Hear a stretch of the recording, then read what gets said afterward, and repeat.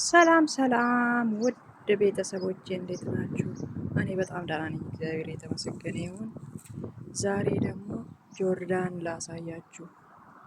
ጆርዳን ያላችሁ ታውቁታላችሁ፣ እንዳለ ሀገሩ የወይራ ዘይት ነው። እና አንድ ነገር ልነግራችሁ ፈለግኩኝ። እኛ ሀገር ውስጥ ኢትዮጵያ ወይራ እንጨት ያሌለበት ቦታ አለ በሉ እስቲ። የለም፣ ሁሉም ቦታ አለ። እኔ ቤት እናቴ ቤትም ማለት እናቴ ጋም አለ። ግን እኔ እንደዛው ነው ያገኘሁት። ሳድግም እንደዛ ማለት እንደዛው ነው። ምንም እንትን የለውም። ያው ዝም ብሎ እንጨቱ ብቻ ቆሞ ነው የምናየው። ለምንድን ነው ማያፈራ? እኔም ሴትዮዬን ለምንድን ነው ማያፈራ? እኛ ሀገር እኮ አለ አልኳት።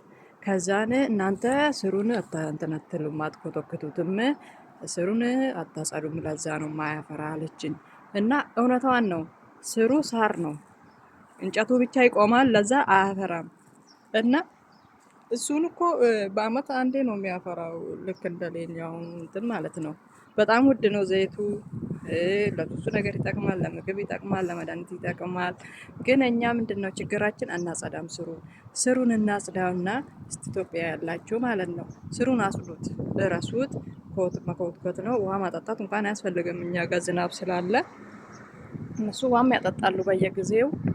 እንደዛ አድርገን ዘይት ለምን አናወጣም? በትንሹ በረንዳንም ላሳያችሁ፣ ይኸውት ቆንጆ ነው። እና ለምን እንደዛ አናረግም? እንደዛ ብናረግ እኮ ዘይት ይወጣልናል። ዘይቱ በጣም ውድ ነው፣ መሸጡ ይቅር፣ ለምግብ ይጠቅማል። ቤት ውስጥ ማለት ለቤት ውስጥ ዘይት ቢወጣልን ከምንገዛ ቤት ውስጥ ዘይት እንጠቀማለን ማለት ነው።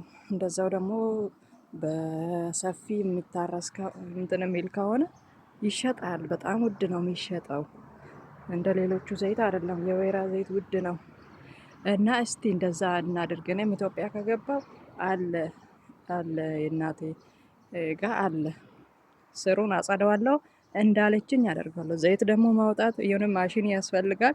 ግን ደግሞ ያለ ማሽንም ቤት ውስጥ የሆነ አለ ማለት ግዴታ ማሽን አይደለም። በእጅ በመቆጫ ምናምን ተደርጎ ይወጣል ዘይት። እና እንደዛ አድርጉ እስቲ ኢትዮጵያ ያላችሁ፣ ወደ ኢትዮጵያ የምትሄዱ ልጆችም ለምን ዘይት አይወጣልንም? እኛ እንደዛ አድርገን ለምን አንጠቀምበትም? በዛውም እዩት ጆርዳን። እኔ ጆርዳን በጣም ነው ደስ የሚለኝ ነገር፣ አየሩ ደስ ይላል።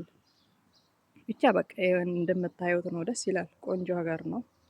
ያልተመቻችሁ ለልጆች አላችሁ፣ ያው እግዚአብሔር ምንም ማድረግ አይቻልም። ያው አንዳንድ ቦታ ቆንጆ ይሆናል፣ አንዳንድ ቦታ ደግሞ መጥፎ ይሆናል።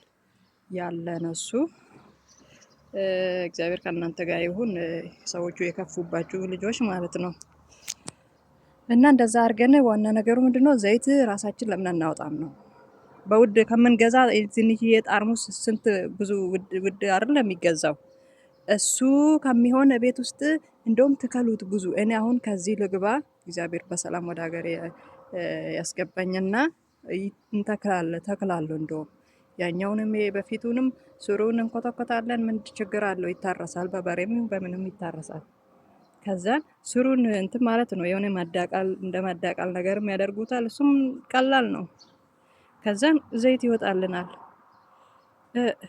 ስንዴና የመሳሰሉትን ብቻ ሳይሆን እንደዚህ አይነት ነገርም ማምረት ያስፈልጋል። ትንሽ ስራ ለወጥ ማድረግ ማለት ነው። እና ስለ ወይራ ዘይት ላወራችሁ ነው ዛሬ። ሰብስክራይብ አድርጉኝ የኔ ውዶች፣ ሰብስክራይብ አድርጉልኝ፣ ቻናሌንም አሳድጉልኝ። አመሰግናለሁ። ባይ ባይ። ሁላችሁም በጣም ነው የምወዳችሁ። ይኸው ድመት አለች እዚህ ጋር 4 ልጆች አላት። እናቴ ዘና ብላ ተቀምጣለች። ለማንኛውም ሰላም ሁኑ። አመሰግናለሁ። ባይ ባይ።